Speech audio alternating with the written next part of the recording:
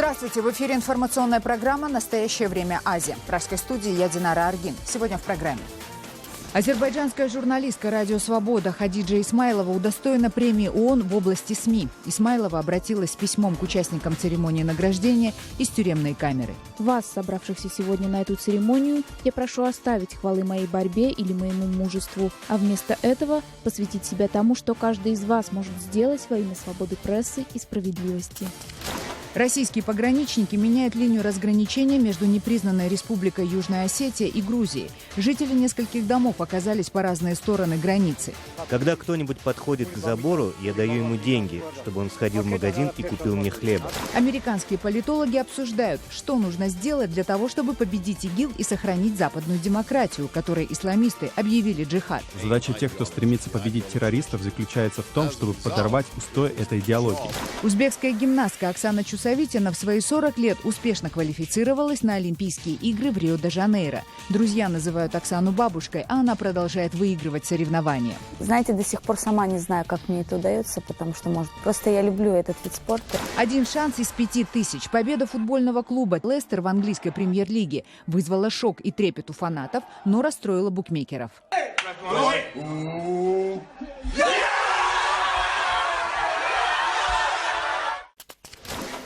В Казахстане продолжают наказывать участников протестов по земельному вопросу. Как сообщает радио «Азатык», в Уральске и Актобе административные суды обязали участников одиночных пикетов Бауржана Алипкалиева и Алиму Абдирову, которые протестовали против поправок в Земельном кодексе, выплатить штрафы. С судебными решениями оштрафованные не согласились.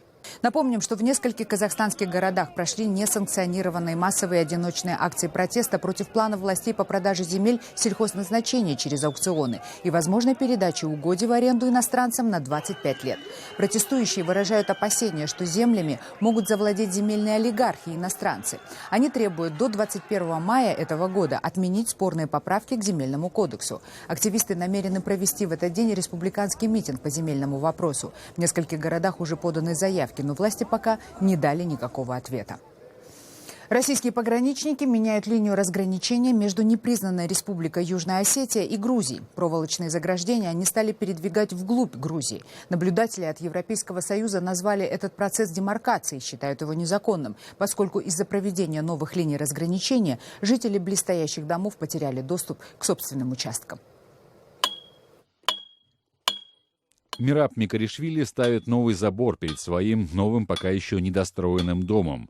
Старый дом был поврежден во время российско-грузинской войны 2008 года. Его развалины до сих пор стоят здесь же, в саду. Мераб решил не восстанавливать старый дом, потому что он находится прямо у забора из колючей проволоки, за которой начинается самопровозглашенная республика Южная Осетия. Теперь Мерабу говорят, что этот забор будут переносить. Невозможно там жить, потому что русские могут прийти в любой момент, хоть завтра, и дом останется на другой стороне. Нет смысла там оставаться. Я, конечно же, мог отремонтировать старый дом, а не строить новый, но они планируют передвинуть границу. На табличке написано, что граница самопровозглашенной республики Южная Осетия проходит в 50 метрах отсюда, прямо посреди сада Мераба. Он построил новый дом на безопасном удалении от границы, которую он обозначил, повесив на заборе ржавую банку. В других местах забор перенесли.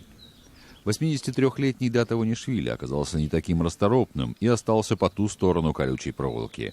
Он зависит от друзей, которые приносят ему пенсию и продукты, а также рассказывают новости. Когда кто-нибудь подходит к забору, я даю ему деньги, чтобы он сходил в магазин и купил мне хлеба. По-другому невозможно. Мне здесь ничего не продают, потому что у меня пенсия в лари. У меня нет русских денег, а за лари мне ничего не продают. Миссия Европейского Союза осуществляет наблюдение за так называемой административной границей, начиная с 2008 года. Независимость самопровозглашенной Южной Осетии признали только Россия, Никарагуа, Венесуэла и островное государство Науру в Тихом океане. По мнению европейских наблюдателей, Россия активно способствует тому, чтобы административная граница превратилась в государственную. Для этого ее надо обозначить по всей длине и расчистить прилегающую территорию. Наблюдатели называют этот процесс демаркацией. Вот один из ее примеров. Борозда, сделанная 2 месяца назад, разделяет сад пополам. Владелец этого сада до недавнего времени имел к нему полный доступ, однако теперь часть сада ему недоступна. Это типичное следствие демаркации, которую Европейский Союз называет незаконной. Такого быть не должно, потому что нарушаются права человека на свободу передвижения и доступа к собственной земле. Пастухи в деревне Кербали первыми почувствовали это. Их регулярно задерживают из-за того, что они вслед за стадом пересекают административную границу. Эрес Такадзе говорит, что 9 апреля его задержали российские солдаты и продержали 5 дней. Меня схватили, надели наручники и заставили пройти через лес. Потом мы вышли на дорогу. Они построили там новую дорогу. Нас ждала машина, которая отвезла меня на российскую базу. Грузинским военным на блокпостах остается только наблюдать за ходом демаркации. Россия заявляет, что самопровозглашенная республика Южная Осетия всего лишь размечает свою территорию, опираясь на границы еще с тех времен, когда она была автономной областью в составе СССР. Однако многие грузины воспринимают это как ползучую российскую аннексию, которую они не в силах предотвратить. Азербайджанская журналистка «Радио Свобода» Хадиджа Исмайлова, которая сейчас находится в заключении, удостоена премии ООН в области СМИ за выдающийся вклад в свободу прессы в сложных условиях. Об этом объявили на торжественном мероприятии в Хельсинки, которое было организовано ЮНЕСКО в связи со Всемирным днем свободной печати. В апреле Хадиджа Исмайлова стала лауреатом Всемирной премии ЮНЕСКО имени Гильермо Кану за вклад в дело свободы печати. Хадиджа Исмайлова была арестована 5 декабря 2014 года, а в сентябре 2015 она была признана виновной в совершении ряда экономических преступлений и осуждена к 7,5 годам лишения свободы. Международные правозащитные организации считают, что это было местью за расследование о крупномасштабной коррупции, связанной с президентом Азербайджана Ильхамом Алиевым и его семьей, которую публиковала журналистка. Из тюремной камеры Хадиджа Исмайлова обратилась с письмом к участникам мероприятия в Финляндии. Вас, собравшихся сегодня на эту церемонию, я прошу оставить хвалы моей борьбе или моему мужеству, а вместо этого посвятить себя тому, что каждый из вас может сделать во имя свободы прессы и справедливости. Напомним, что в команде защитников Хадиджи Исмайловой известный адвокат Амаль Клуни. Она отметила, что Азербайджан занимает одно из первых мест в мире по количеству лишенных свободы журналистов. И тем не менее, эта страна продолжает оставаться членом Совета Европы. Юрист заявила, что дело против азербайджанской журналистки было сфабриковано, чтобы заставить ее замолчать. Вице-президенты золотодобывающей компании «Кумтор Голд» покинули Кыргызстан после обысков в офисах компании. Как сообщает портал Club.kg, обыски прошли 28 апреля, и сразу же на следующий день топ-менеджеры Лесли Лоу и Марк Бертон выехали из страны. Межведомственная следственная группа провела в офисе компании обыск, связанный с уголовным делом о незаконном выводе $200 миллионов. После обыска она начала опрос руководителей и работников Кумтора. Генеральная прокуратура сообщила Club.kg, что предпримет меры, если менеджеры компании не явятся на следственные мероприятия. Пресс-служба Кумтора сообщила 3 мая, что выезд вице-президентов связан только с запланированным отпуском. Президент компании Дэниел Дежарден находится в Кыргызстане, а сама компания работает в обычном режиме. Кумтор Голд Компани – золотодобывающая компания, полностью принадлежащая канадской корпорации Центера Голд. Кыргызстану принадлежит почти 33% акций Центера. После обысков ее акции обвалились на 8,7%. Пакет кыргызских акций за сутки обесценился на $44 миллиона США. Французский журналист внедрился в ряды сторонников так называемого исламского государства и снял документальный фильм о его жизни. Съемки велись в течение полугода с помощью скрытой камеры. Несколько месяцев журналист под псевдонимом Саид Рамзи жил вместе с террористами в одной из ячеек ИГИЛ на территории Франции. По его словам, за это время он стал свидетелем подготовки теракта в ночном клубе в Париже. Сообщается, что ячейка находилась под наблюдением полиции. Позже была произведена серия арестов. Что нужно для того, чтобы победить ИГИЛ и сохранить западную демократию, которой исламисты объявили джихад? Мнение эксперта выслушал Вадим Оленичев. Кандидаты в президенты США практически ежедневно называют угрозу, исходящую от ИГИЛ, главной опасностью для западного мира. Вместе с тем, по утверждению части экспертов, для того, чтобы победить исламистов, требуется вникнуть в суть самого ислама и в природу джихадизма. За минувшие десятилетия патриархально-религиозные традиции американского общества трансформировались в постмодернистский взгляд на религию. Он основан на торгово-рыночных отношениях, отходе от религиозности и культе индивидуализма. Такое видение мира исповедовали все последние администрации США от Обамы до Рейгана. Но оно, говорят эксперты, не способно проникнуть в суть джихадизма. В то же время джихад, утверждает известный политолог Себастьян Горка, это тоталитаризм 21 века, так же как коммунизм и фашизм были проявлениями тоталитаризма в 20 веке. По мнению Горки, который также является консультантом Министерства обороны США, основополагающая философия имамов ИГИЛ – это радикальный ислам, щедро нашпигованный элементами фашизма и коммунизма. Единственное, о чем можно вести переговоры с джихадистами, это каким образом они вас убьют. Будете ли вы сожжены заживо, распяты на кресте, или вам отрежут голову? Или вместо этого вас как недочеловека сделают рабом, поскольку вы не мусульманин? Таковы сегодняшние реалии, но у них есть хорошая аналогия. Точно так же невозможно было вести переговоры с Гитлером. С нацистами можно договориться только о том, в какой крематорий они вас отправят. Спецслужбы США, анализируя в годы Холодной войны доктрину Советского Союза, пришли к следующему выводу. Идеология СССР и его союзников требовала от них не останавливаться до тех пор, пока народы Запада не будут уничтожены или подчинены коммунистическим режимам. Примерно такую же цель ставят перед собой муллы, призывающие к джихаду. Когда лидер ИГИЛ Аль-Багдади в 2014 году провозгласил подконтрольные ему территории Ирака и Сирии халифатом, а себя халифом, он создал духовный ориентир для радикальных мусульман-суннитов. Неудивительно, что из разных стран на Ближний Восток потянулись тысячи исламистов-новобранцев. Неважно, является ли человек арабом или нет, представителем среднего или богатого класса. Важно то, что их объединяет одна и та же идеология — идеология джихада. Соответственно, задача тех, кто стремится победить террористов, заключается в том, чтобы подорвать устои этой идеологии, точно так же, как мы делали с коммунизмом во времена Холодной войны. Для этого, говорит профессор Горка, нужны три основных элемента. Во-первых, стратегия США не может быть политически корректной. Неверно, если в пособиях по инструктажу агентов спецслужб намеренно не используется слово «джихад». Чтобы добиться успеха, надо называть вещи своими именами. Во-вторых, джихадисты ежедневно помещают в социальных сетях 50 тысяч постов. Эту информационную войну Запад пока что проигрывает. Принципы контрпропаганды должны разрабатываться как минимум на уровне Госдепартамента США и других министерств с привлечением ведущих специалистов и федеральных фондов. И, наконец, быть может, самый важный момент, который отмечают эксперты, флагманом войны с джихадом должна стать не Америка, а мусульманские государства арабского мира. Это они должны быть напрямую заинтересованы в восстановлении стабильности на Ближнем Востоке. В противном случае усилия Запада в этом направлении окажутся напрасными. Вадим Оленичев, Анатолий Кошенко, Александр Берган. Настоящее время. Вашингтон. Далее в программе. Узбекская гимнастка Оксана Чусовитина в свои 40 лет успешно квалифицировалась на Олимпийские игры в Рио-де-Жанейро. Друзья называют Оксану бабушкой, а она продолжает выигрывать соревнования. Знаете, до сих пор сама не знаю, как мне это удается, потому что, может, просто я люблю этот вид спорта. Один шанс из 5000. Победа футбольного клуба «Лестер» в английской премьер-лиге вызвала шок и трепет у фанатов, но расстроила букмекеров.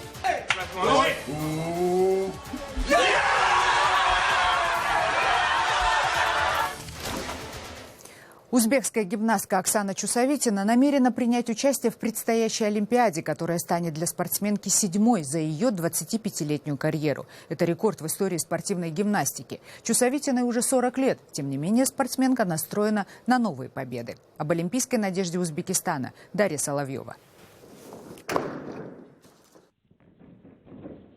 Для гимнастки Оксаны Чусовитиной Олимпиада в Рио-де-Жанейро будет 7-й. Когда она выиграла свою первую олимпийскую медаль, большинство ее сегодняшних соперниц еще не родились. Но 40-летнюю спортсменку заботит не возраст, а результат. Побила возрастной рекорд, почему бы не побить и спортивный?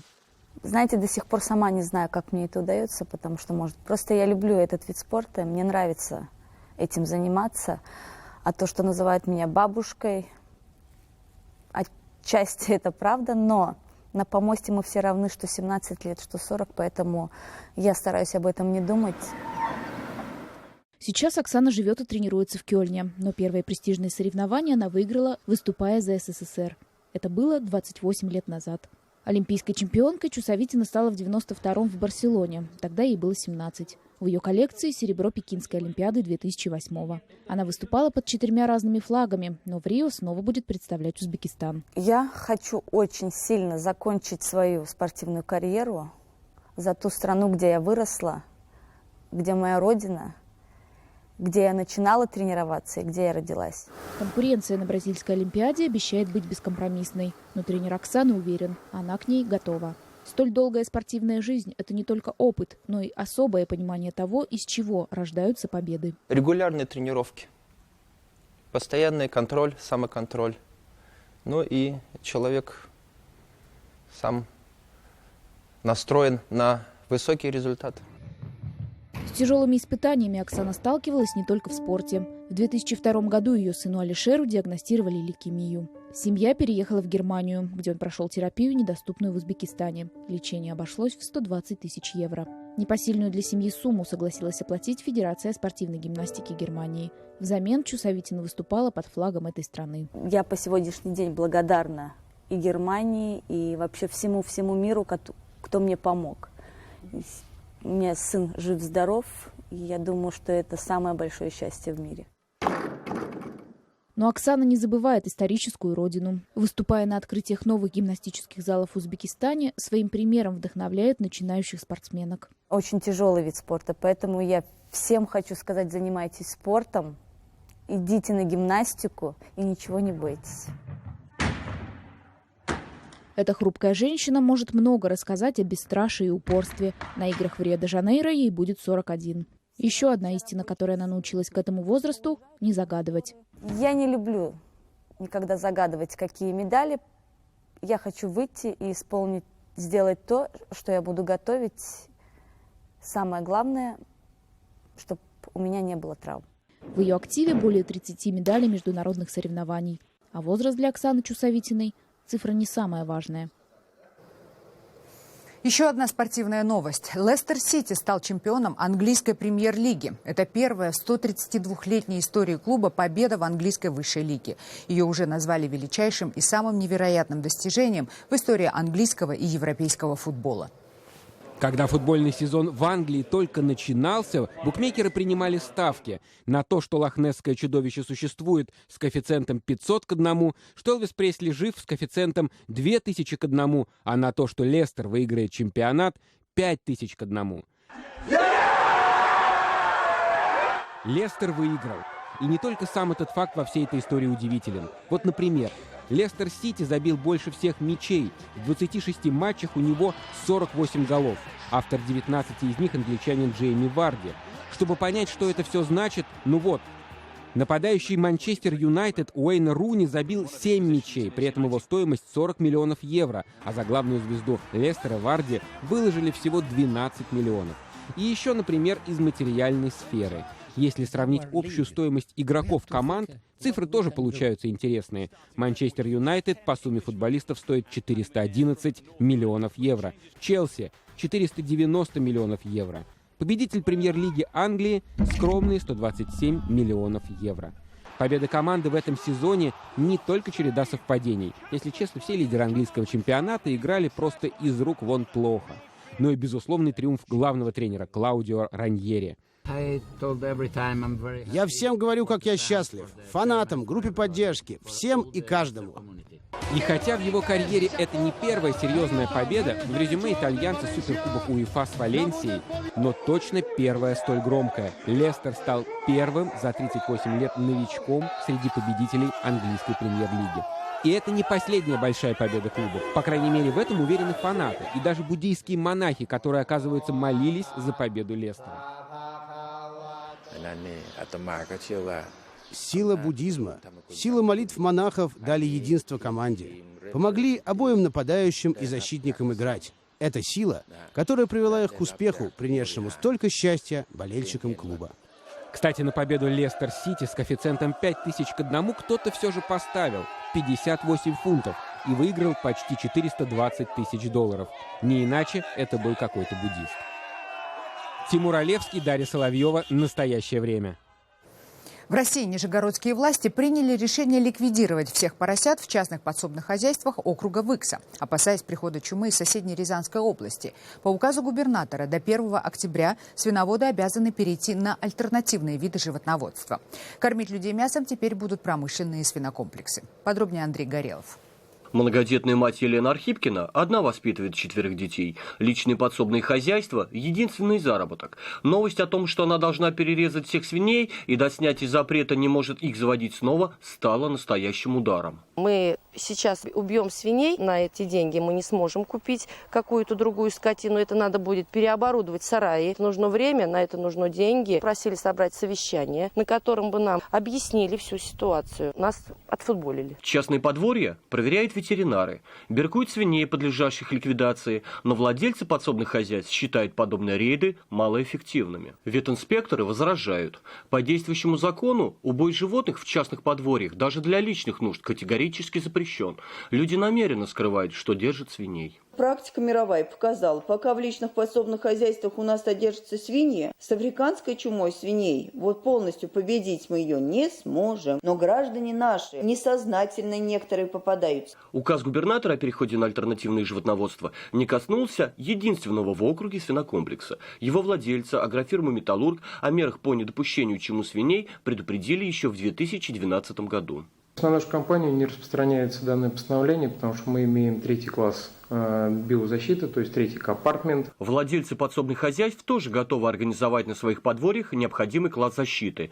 Они просят не губить дело, которое их кормит, и отменить решение об убое. Те же меры могли принять и мы. Ни с ветеринарных служб, ниоткуда не было такого предупреждения о том, что будут вводиться какие-либо вообще ограничения в связи с АЧС. Поэтому мы считаем, что это сделано намеренно именно для уничтожения частного подворья. Надежда сохранить подворье появилась для владельцев свиноматок. Чиновники обещают разрешить и дальше разводить свиней, если частники обеспечат требуемые санитарные условия. Гражданам нужно обратиться в ветеринарную службу и пройти эту всю процедуру. Если люди действительно всю жизнь занимались этим направлением, то я уверена, что они готовы выполнить этот комплекс мероприятий. Срок до октября дан частникам, чтобы они подготовили свиней к реализации. Но владельцы не отступают. Они просят помочь обеспечить хозяйство необходимой защитой и выдать дезинфицирующие средства. Зачем нужно вырезать все поголовье, когда фактически чумы в округе Выкса нет? Мы же не знаем, придет эта чума к нам или не придет. Мы хотим есть настоящую еду, экологически чистую, а не стероидное мясо. Это можно назвать охота на людей, на простых людей. Андрей Горелов, Елена Симашова. Для настоящего времени. На протяжении последних 70 лет в маленьком городке Уики-Уэки одной из самых популярных профессий является профессия русалки. Именно так называют себя женщины-аниматоры, работающие в водном парке в Центральной Флориде. За эти годы они стали символом города, и о них наш заключительный репортаж. В полной темноте только фонарики на голове. У каждой артистки тоненькие трубочки с воздухом. И вот занавес. Русалки приветствуют гостей. Спектакль начинается. Чтобы стать профессиональной русалкой, потребуется целый год подготовки. Нужно привыкнуть к холоду. Температура воды в этом водном зале всегда 23 градуса. Мы недавно устраивали просмотр. Пришли 50 девушек. Нам было нужно 5 или 6 артисток. В конце прослушивания у нас остались только 2 девушки, которые могли бы справиться. Это из 50. К концу первой же недели они бросили эту работу. Настолько тяжелой она оказалась. Русалка по имени Эмили хотела стать ею с 5 лет, и ее мечта сбылась. Для меня эта работа словно чудесный сон. Я учусь в университете и параллельно работаю. Моя любимая русалка еще с юности — это Сильва. И так здорово, что я работаю сегодня здесь вместе с ней. Это словно работа с твоим любимым супергероем. В этом солнечном штате в 50-х и 60-х годах не было ни Диснейленда, ни аттракционов Universal. Шоу Вики-Вочи было самым привлекательным для туристов местом. Еще бы! Десятки элегантных танцовщиц танцуют под водой, играют с рыбками и даже показывают, как можно есть и пить в аквариуме. 70 лет назад этот подводный театр мог вместить только 9 зрителей. Сегодня уже 500. Это были все новости, о которых мы хотели вам рассказать. Читайте нас в социальных сетях и смотрите на сайте karenTime.tv. Мы встретимся с вами завтра в это же время. Всего доброго.